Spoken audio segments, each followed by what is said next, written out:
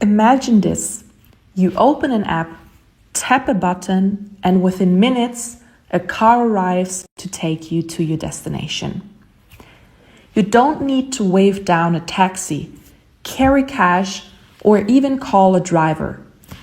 You just hop in, ride, and step out. The payment happens automatically in the background. This is Uber. But have you ever wondered what makes Uber so powerful? Why does it dominate the ride-hailing market without owning a single car? The answer lies in the platform economy.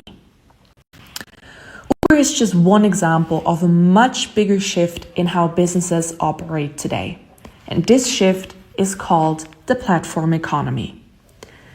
Instead of producing goods or services themselves, platform businesses create digital marketplaces that connect different groups like customers and service providers, allowing them to interact, trade, and collaborate efficiently.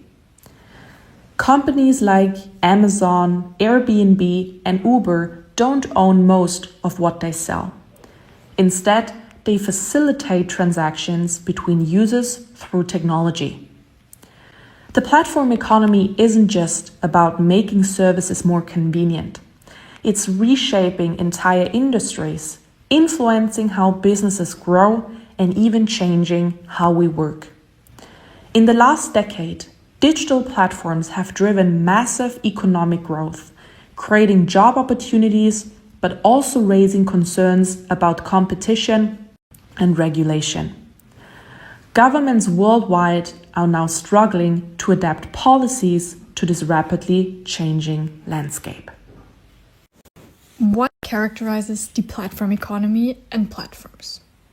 Platforms like Uber operate differently from traditional businesses. Three key characteristics make them powerful: two-sided markets and network effects, data-driven operations, and scalability. Let's break them down. First of all, a platform connects two or more user groups and acts as a middleman.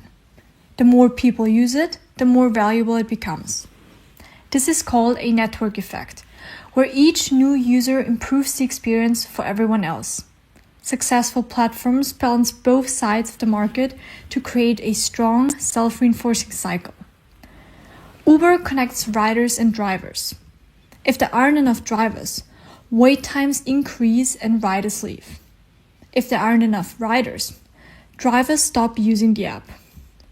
But once the network grows, more drivers lead to faster rides, which attracts more users, making Uber stronger over time. Secondly, platforms rely on data and AI to optimize operations. Algorithms analyze demand, supply, and pricing in real time to match users efficiently. This makes platforms highly adaptive compared to traditional businesses. Uber's pricing algorithm adjusts fares based on demand. When demand is high, surge pricing kicks in, raising prices to encourage more drivers to take rides and decreasing demand. This ensures availability and efficiency. Lastly, unlike traditional businesses, platforms don't need own physical assets. They grow by adding more users, not infrastructure, making expansion easy and cost-efficient. Uber doesn't own cars or employ drivers.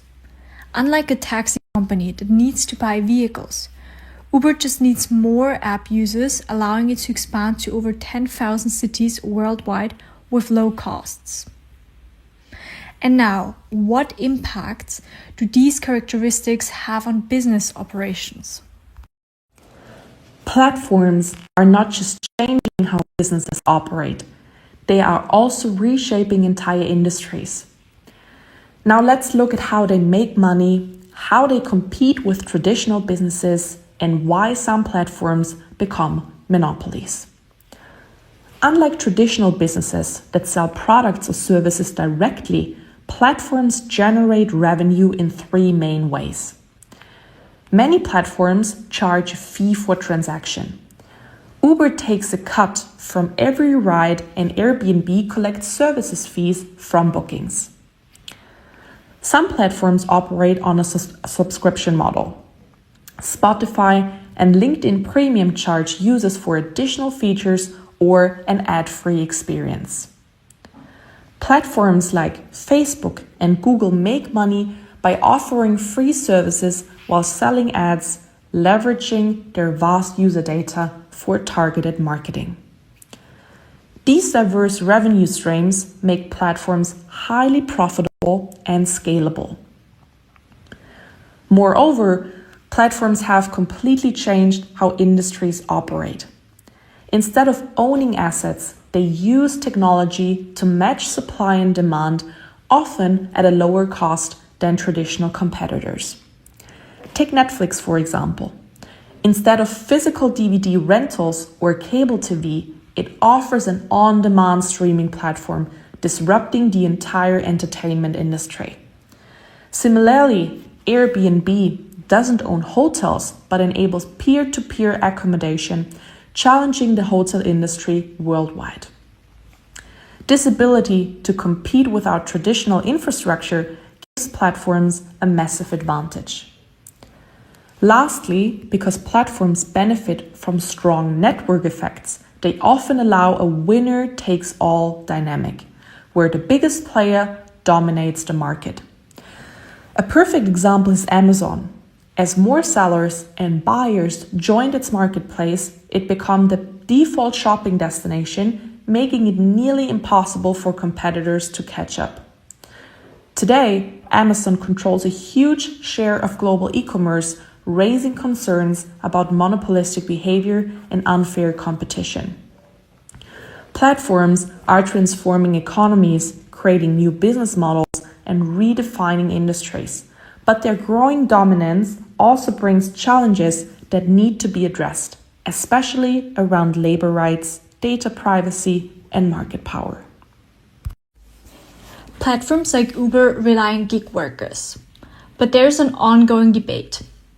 Are these drivers employees or independent contractors?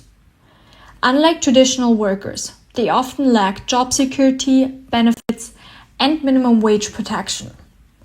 While platforms argue that flexibility is an advantage, critics say that this shifts risks onto workers without fair compensation.